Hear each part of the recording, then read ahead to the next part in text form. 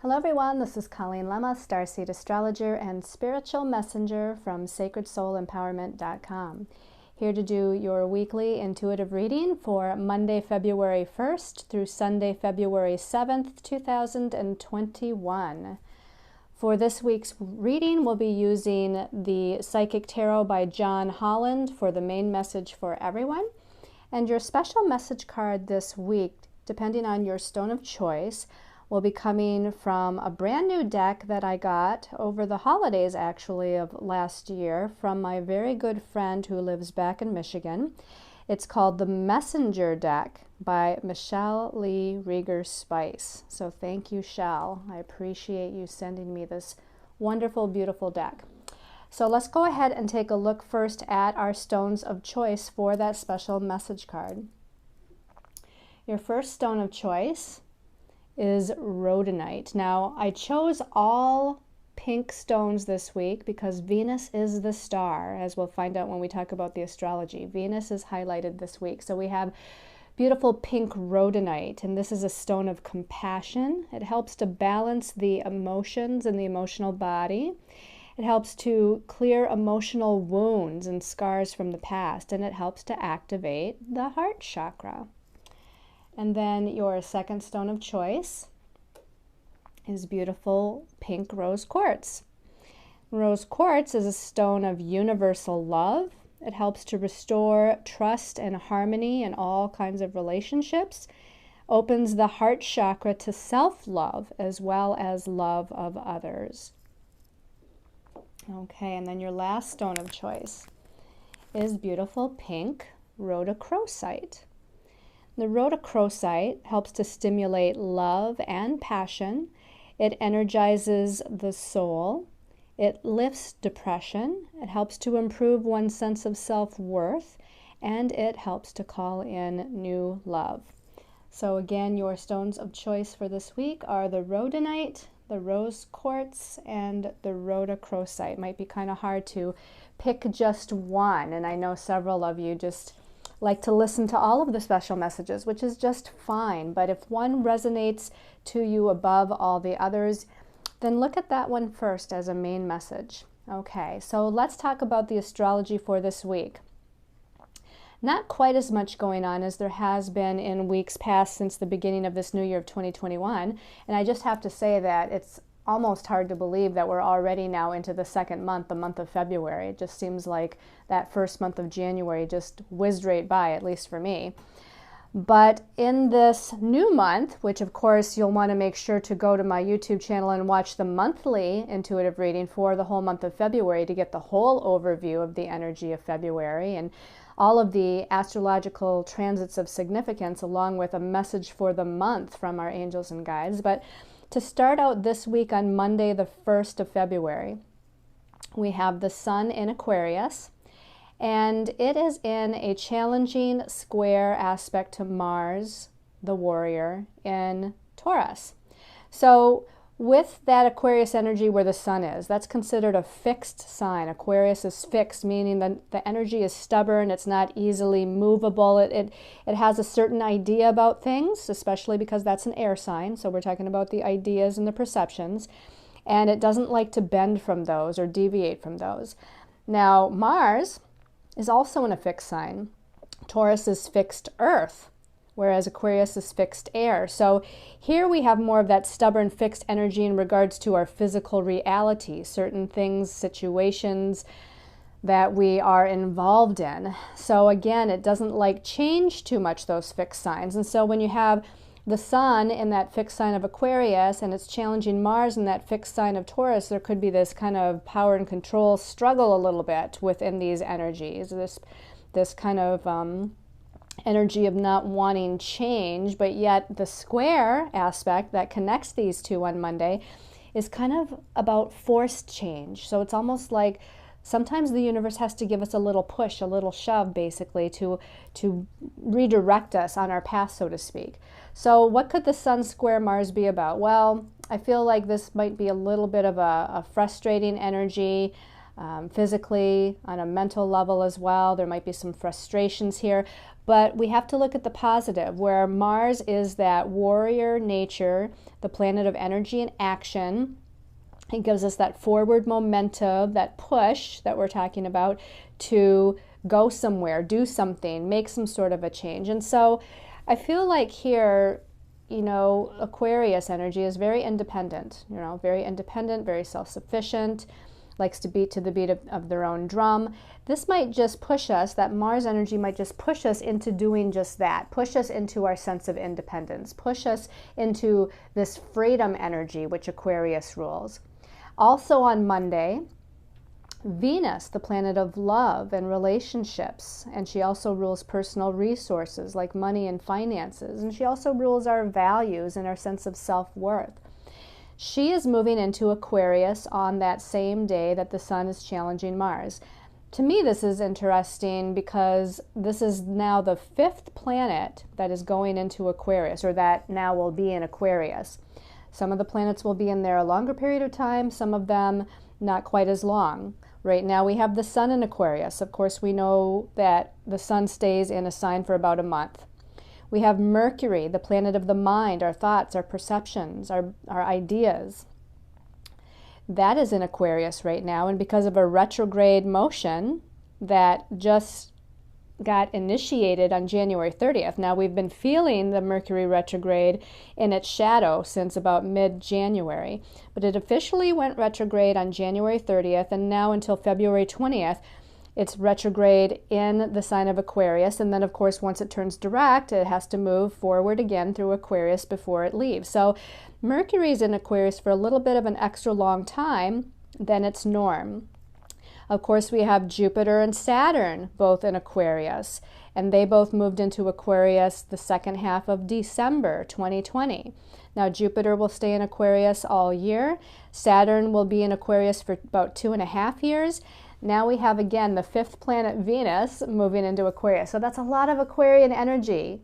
And again, Aquarius is about freedom and positive change for the betterment of humanity, and it's about independence, scientific breakthroughs, coming together with people of like mind with a common goal or a common vision. And it is that higher mental God mind energy to where these flashes of insight and knowingness and creative ideas start to happen, because Aquarius is that air sign. So Venus is going to be in Aquarius about a month or so. It travels similarly with the Sun, so I don't know the exact amount of days, but about a month that Venus will be in Aquarius before she moves on. So for this next month or so, we have a lot of Aquarian energy in this month of February, which I think is a great thing for collaboration and networking and new ideas, and just really moving positively towards what our future dreams and hopes and wishes are. On Friday, the 5th of February, and this might be going into Saturday, the 6th of February for some of you, depending on what part of the world you live in. But Venus now is connecting with Saturn, who is in Aquarius. And Saturn likes to limit, restrict, bring delays, bring a sense of responsibility. It likes to teach us certain lessons that we're needing to learn. And I'm going to come back to that in a minute, but as we move then into Saturday, Venus is then connecting to Chiron, the wounded healer, by a sextile. And then also on Saturday, Venus will be connecting to Uranus in Taurus in a challenging square aspect. So I wanted to put that all together because, again, Venus is highlighted, right? She's moving into Aquarius on Monday, and then for the rest of the week, it's all Venus. Venus connects with Saturn on Friday, going into Saturday. Saturday, she connects with Chiron, the wounded healer, and then also with Uranus, the Great Awakener, the one who brings sudden and unexpected redirection and change into our lives.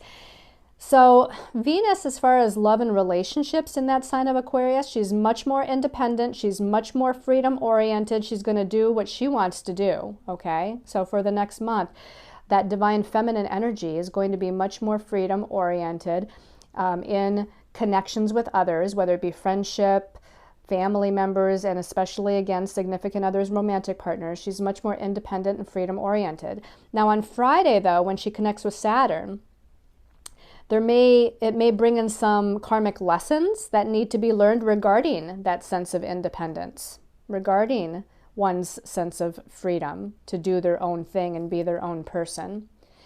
The other thing that Venus and Saturn coming together could do is to start bringing something into manifestation. So whatever those ideas are, and again, Venus rules money and finances too, so there could be some sort of new idea on how to create more income or personal resources.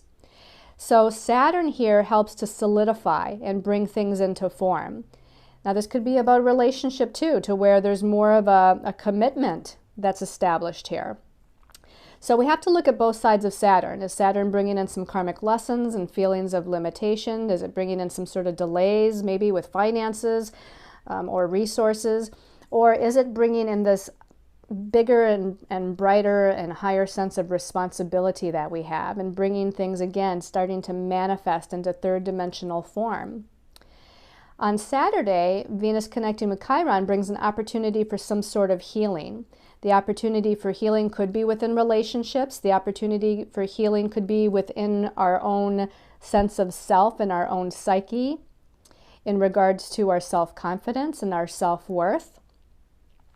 And then when Venus connects with Uranus later that day on Saturday, this is something to where you should expect the unexpected. There might be some unexpected. Now, it is a challenging aspect, so it may appear that through some sort of challenge, and later on perhaps we're going to see what the blessing is. But this square with Venus and Uranus could bring an unexpected separation, let's say. It doesn't mean that it's long-term or forever, but it could bring some sort of, all of a sudden we need independence, we need freedom from each other, we need a little bit of downtime, we need to do our own thing, be our own person, discover who we are, discover our own values. There could be, again, some unexpected situation regarding money, finances, or other resources that come about. Now, the interesting thing here, and this makes it even stronger, is that Venus normally rules the sign of Taurus, which is where Uranus is, and Uranus is the ruler of Aquarius, where Venus is. So because Venus is in Aquarius, which is Uranus's sign, and Uranus is in Taurus, which is Venus's sign, this is called mutual reception. These two planets are in mutual reception, meaning they're in each other's naturally ruling sign. This makes this connection between the two of them even stronger and more intense. Now, this can be, again, a great thing. It could be that we're breaking free of something. You know, again, Venus in Aquarius is all about independence and freedom, the divine feminine, about freedom and independence and being her own person, doing her own thing. So maybe she's breaking free from some sort of limiting circumstance or situation in her life as she connects with that Uranus energy. And whatever that is, whatever that possibly is, I feel like it starts building up the day before, or even a couple of days before, as Venus is approaching that connection to Saturn. Because as Venus approaches Saturn, she might start to feel held back or limited in some way. And then boom, by Saturday, she wants to break free of whatever that is. Now, this could be about just someone's belief systems and perceptions that they're breaking free of as well. Remember that Taurus energy deals with our sense of self-worth and our own values. Are we valuing ourselves? So there might be some sort of a belief system regarding ourselves, or about money and finances, or about our own sense of freedom and uniqueness and individuality. And perhaps that perception or belief system is faulty in some way, or needs healing, or needs to be redirected and realigned to fit and match who we are now. So we might be just breaking free from an old energy paradigm. Okay, so let's take a look at the messages from our angels and guides to see what they have to say for the week. So the first card is the heart chakra. Okay, not surprising.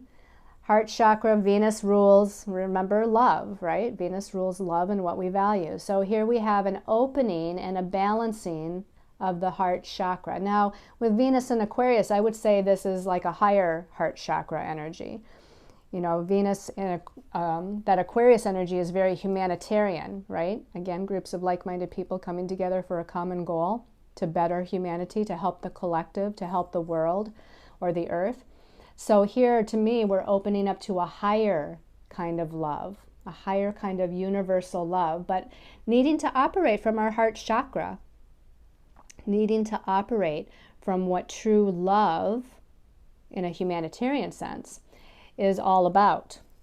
So we also have that symbol for the heart chakra in there, and look at how it, it looks like the Star of David, right? This is an upward pointing triangle intersected with a downward pointing triangle. So there's a nice balance there, as above, so below.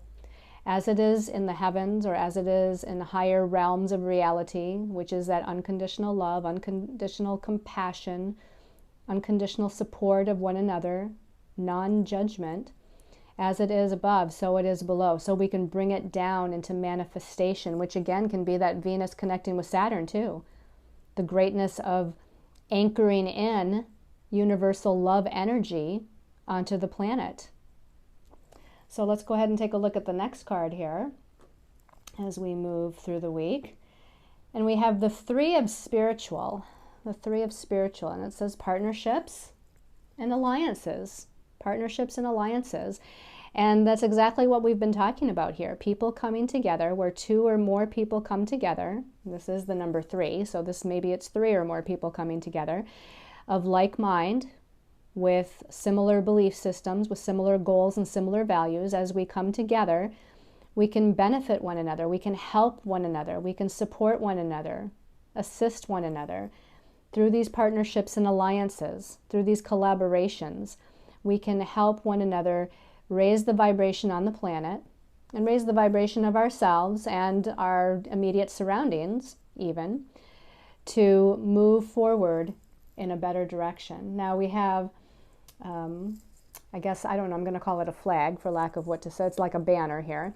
We have a blue banner, a light blue banner, and we have a purple or lavender colored banner. So to me, this is highlighting throat chakra, ear chakras, maybe third eye chakra, and crown chakra. So it's all the higher chakras here. And that's what Aquarius is too. Aquarius, again, the ruler of the God mind, the higher mind. It's activating those higher chakras, of speaking our truth with the throat chakra, of hearing the guidance from spirit, the ear chakras, from seeing the vision, which is the clairvoyance of the third eye chakra, and of knowing what it is that we're supposed to know, to channel through the crown chakra, what we need to express to the world. It's that higher wisdom and knowledge of the crown chakra. So again, through our collaborations, we're bringing forth this higher energy, this higher information, this higher guidance, this higher universal love. Okay, so that's great. And the 3-2 is about expansion, creative self-expression and expansion. Expand into your creative efforts within a group. Expand your sense of expression through speaking, teaching, writing. That would be the number 3 energy there. Okay. And then the last card for the week is the 8 of Spiritual. So we have 2 spiritual cards here. The 8 of Spiritual. So this is accelerated motion. And isn't it interesting that she's looking up at the stars, she's looking up at the heavens. Aquarius, which is all that energy that we have going on right now in Aquarius. Aquarius rules astrology, and it rules the higher God mind or the universal mind. And here she is looking up at the heavens, looking up at the stars, gaining some sort of wisdom from this bright, shining starlight here. She's remembering that she is from the stars. She's reawakening the truth of who she is. She's empowering herself, because this is the number 8, and the number 8 is about empowerment. So if there's any disempowering energies or situations in her life, it's now time to accelerate that motion into one of empowerment. And again, reconnection with the truth of who she is. Looking at that higher perception, the higher vision, right? She's looking up, she's looking higher, and she's looking out into the stars in the universe, that higher vision and knowledge. And then hopefully bringing it back down to third dimensional earth plane and grounding it here in reality. The number 8 being about empowerment, is also about our life path, our destiny path, and our career path. And it's about money and finances. So it's about the grounded third dimensional aspects of career and money. But that higher aspect of the 8 is about being our own sense of inner authority, being a leader, and being empowered. So that's, I think, where we're going for at least this first week of February. So let's take a look at your special message, depending on your stone of choice. Okay, so again, this is the messenger deck. We got some beautiful different artwork here on the back of these cards. Let me just close my eyes here. Close my eyes and tune in for a minute. So for those of you that chose the rhodonite, special message for rhodonite people. The one on the bottom is calling my attention here. Actually, 2 of them are. I guess I'm going to pull both of them. Okay. It says, I give and receive love. I give and receive love. Remember that heart chakra? You're giving out the love through the heart chakra. You're receiving love through the heart chakra. It needs to be balanced. If you're a giver and it's out of balance from being able to accept gifts or love or compliments from other people, you need to balance that. If you're someone who benefits from the assistance of others quite a bit, maybe it's time now to give of yourself in some way, shape, or form. And your second message, I explore my knowing more intimately. I explore my knowing more intimately. Look at this card again. She's looking up to the stars, the heavens, and she, in a sense, on an inner level, is exploring her truth. She's exploring what her inner truth is, and I feel like that's what this message is as well. And actually, the more you give and receive love, the more you open up that heart chakra, the more in tune you will be to your higher soul self to explore and know yourself more intimately. That's about self-love too, the heart chakra, right? Self-love. So that's a set of wonderful messages there for the rhodonite people. Okay, for those of you that chose the rose quartz. Rose quartz people. Okay. So it's going to be a theme of 2 because both of those felt like they were I am love. Wow. Got a lot of love stuff going on here, right? I am love. So it's hard to say any more about that, right? It says, given understanding of the totality of creation in the corner. This is the first time I'm using this deck. I didn't even realize we had messages in the corner here. I'll have to go back and read the other ones here in a moment for you. But I am love, given understanding of the totality of creation. They don't all say the same thing, do they? No, they say different things. So I am love. And then the message that goes with that, with love, I am able to create my world. With love, I am able to create my world. Again, as you open and balance your heart chakra and you connect with your higher unconditional love, compassion, heart chakra, right? The more you connect with that love, the stronger your magical manifestation capabilities are. You're able to see the vision, feel the vision, and your heart chakra is in touch with the vision, so it helps to manifest and create it, even with more ease. Now the message in the corner of this one says, understanding our part in creating the world. So I am love. With love, I am able to create my world. Okay. So let's go back just for a second. We have to read the corner message because I did not realize there was one. So the first card here was I give and receive love, and it says, given understanding of the totality of creation, I explore my knowing more intimately. It says, defining order out of chaos. Defining order out of chaos. Okay. And then for the people that chose the rhodochrosite, yes, we're going to pull 2 cards. Rhodochrosite people. This one I feel, no, not that one. Okay, just put it back in. Rhodochrosite people. Special message for rhodochrosite. Okay, this one definitely. And this one's popping up. Okay. So let's look at these. Whoops. Sorry about that. Just knocked the camera. It says, even when I see love taken with no return, I can still give love. Even when I see love taken with no return, I can still give love. So, you know, this is obviously to give without the thought of receiving, right? And the message in the corner says, give an understanding of the totality of creation. Even when I see love taken with no return, I can still give love. So this is truly about giving love unconditionally, right? Giving love unconditionally. When I bumped the table, I got cards all strewn across the floor now here. Let's take a look at the next message and how it goes with it. Even in the inauthentic, I see my authenticity. So even when I see love taken with no return, I can still give love. Even in the inauthentic, I see my authenticity.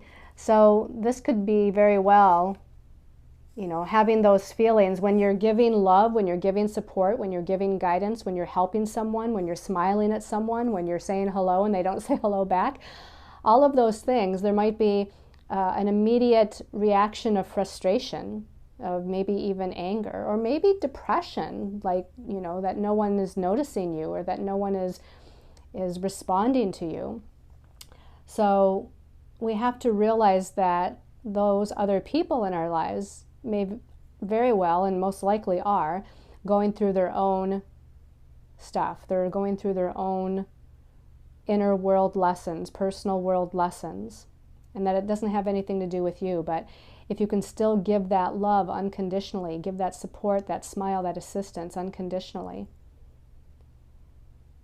that you can, you know, then open your heart even more, balance and open in that heart so that you are able to receive maybe from other places, maybe from other situations.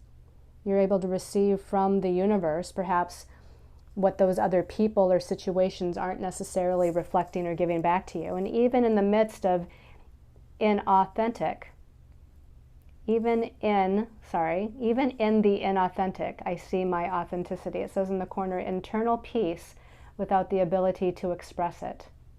Internal peace without the ability to express it. So even in the inauthentic, you know, even in those people that are inauthentic, or even when you have time periods when you're feeling inauthentic because of your frustration or depression or anger or whatever it might be. And again, maybe it's, you know, set off or reflected to you from other people or situations. But you can still see, you can still open up to your own authenticity by recognizing certain emotions and feelings and reactions. You're recognizing your authenticity, your truth, even that truth that isn't always the most positive, and that's okay. We have to accept all of ourselves, no matter what. We have to accept the good and the shadow side, because that's what makes us up. Every human being has a higher soul self side, a soul side, and a shadow side, or the ego shadow side, right? And the ego isn't all bad, right? The ego makes us who we are. The ego motivates us and inspires us to move in certain directions.